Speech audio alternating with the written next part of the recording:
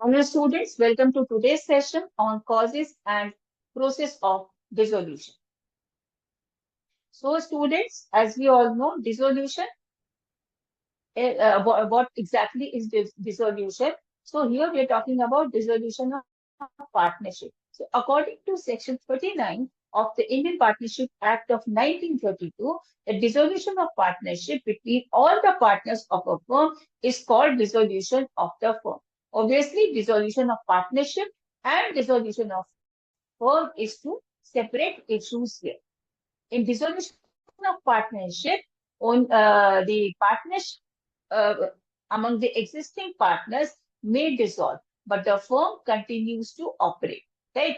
And in that scenario, the partner who is retiring or deceased or in any way who is leaving the firm can be replaced by some other partner, or maybe the profit sharing ratio can be changed among the existing partners and the firm will continue.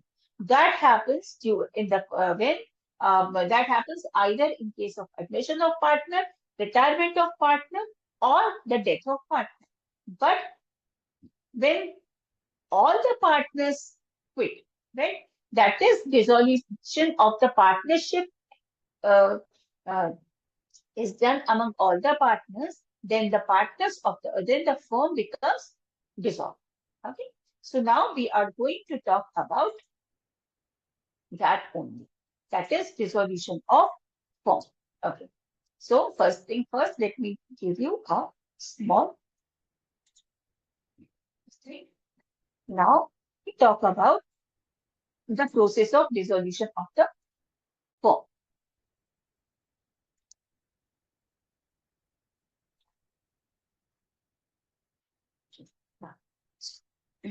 First thing that the dissolution can be done by agreement. And in this scenario, the firm may dissolve with the consent of all the partners or the contract between the partners is coming to an end. Then the firm is dissolved by agreement. So this is the first thing, that is dissolution by agreement.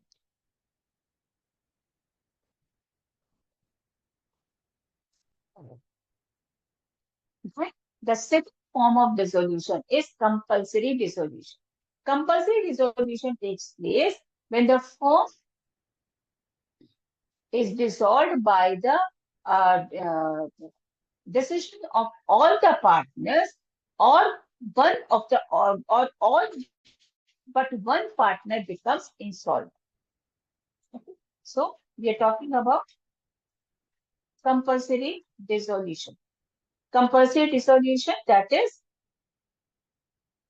say if there are three partners in the firm, so leaving one, the remaining two partners have become insolvent. That is, they don't have money at all. So obviously, the firm will become firm will be dissolved by the adjudication of all the partners. Second case can be that is because of some event or change in government business, the business of the firm becomes unlawful. Right? Like, for example, suppose the firm is doing a business, say, with China. Now, suddenly, government policies change and government bans all the business being done with China. Now, in this scenario, the business being conducted by this firm becomes unlawful and the firm becomes dissolved. All right. Then, the third type of dissolution is on the happening of certain contingencies. So we can say contingent dissolution. Contingent dissolution. What could be those contingencies? The contingency can be that suppose the firm was formed for a specific period and once period is over, the firm is automatically dissolved. Now here the contingency was that time period. Like, for example, say a Bollywood film producer and Hollywood producer join together to make a film, global film, and they make a firm with this effect. Now they foresee that their films and everything should be completed in given 5 years time from now. And in these 5 years, the film will be made showcase, and they would have earned in sufficient profits on that. So this is the agreement of the agreement document of the firm, that the firm will be dissolved after 5 years from now. So after at the expiry of that time period, the firm will automatically be dissolved. Then second contingency can be that the firm is formed for some specific purpose. Once the purpose is completed, the firm is dissolved. Okay. Then the third contingency can be, let's say, for example, there are two partners.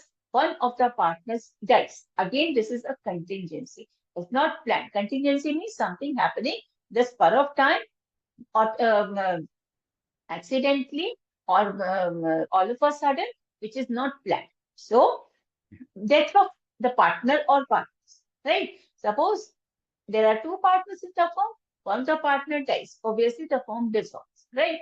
Or there are three partners in the firm, two partners die in a road accident. Now, again, the firm dissolves, right? Then the last contingency here could be insolvency of partner or partners.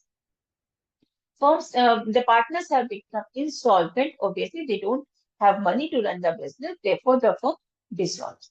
Right? Then the next uh, method to dissolve the firm is by notice.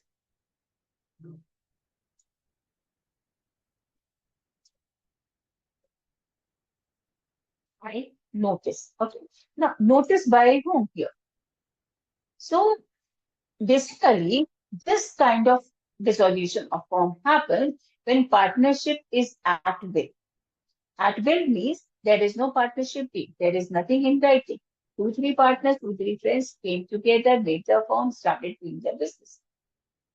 So here, the firm will be dissolved if any one of the partners gives notice in writing to all other partners expressing his or her interest or intention to dissolve the firm. This is dissolution by notice.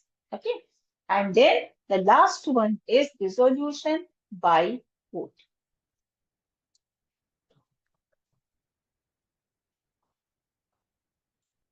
So now court's intervention, why court's intervention? Because again, we make the partnership. When we make the partnership deed, the firm is created by, I can say, a legal documentation. And since the firm follows the uh, provisions of Indian Partnership Act of 1932, therefore, court's intervention becomes or is there, right? So by court's order, when the court orders the firm to dissolve, then obviously it has to dissolve. Now, what could be those conditions when the court will order the firm to get dissolved? Condition number one, the one of the partners or maybe more become insane or lunatic. He is not in a senses to conduct the business. Number two, one of the partner becomes permanently incapable of performing the duties of the business. Maybe that he is behind the bars, he is charged of some fraud or something, those kind of things. Right? Then, third condition could be that the partner is found guilty of misconduct, which is which is going to affect the business of the firm. Then the firm gets dissolved. Then the partner is repeatedly breaking the agreement made by all the partners jointly. So obviously the firm gets dissolved by the order of the court. Then the partner transfers his interest to a third party without the consent of other partners. And the last the point in this would be the business persistently is incurring losses. So, because of these issues, the court may order the firm to be dissolved, and thus the firm dissolves by the order of court. Besides this, the partnership firm may also be dissolved if court or at any stage finds the dissolution of the firm to be justified or inevitable. Okay? Then also the court may order the firm to get dissolved. Now what happens? When the firm dissolves, so some settlement has to be done. So what settlement is required? Obviously, at the time of dissolution of the firm, the settlement would be in case of assets and the losses. So first thing, we talk about the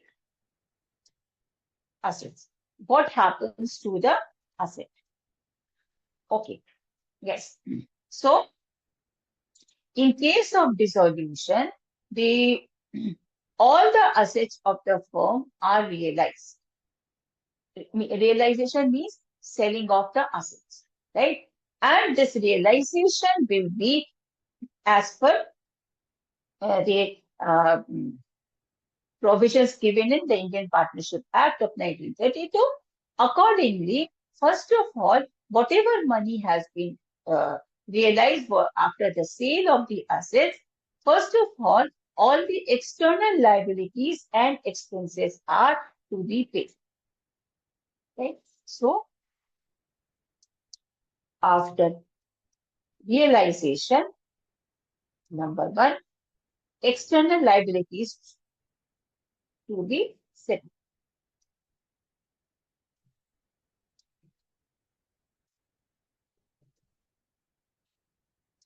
Okay. Once this is done, then all the loans and advances forwarded by the partners should be paid. All loans and advances by partners should be paid. All right.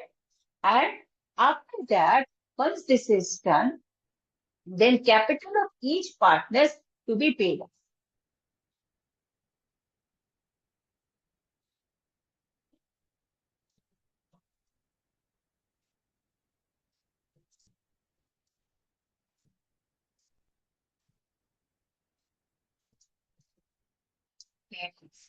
And in the end, if is still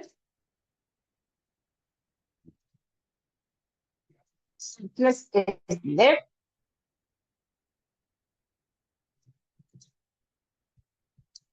is distributed among the partners in their profit sharing ratio. Okay. Now talk about the second thing, that is treatment of loss in this case. In case of loss being incurred by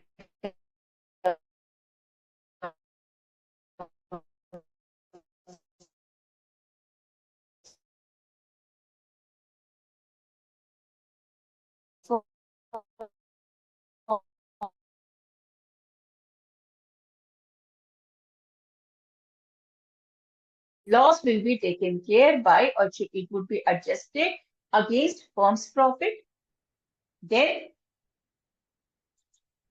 against the total capital of the firm, and still if the loss or deficiencies exist, then it will be borne by all the partners individually in their profit sharing ratios.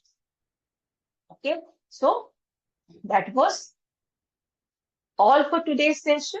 I hope you all understood the topic. Keep practicing. I'll see you the next time. If you have any doubts, please contact me through my Urban Pro profile. Thank you.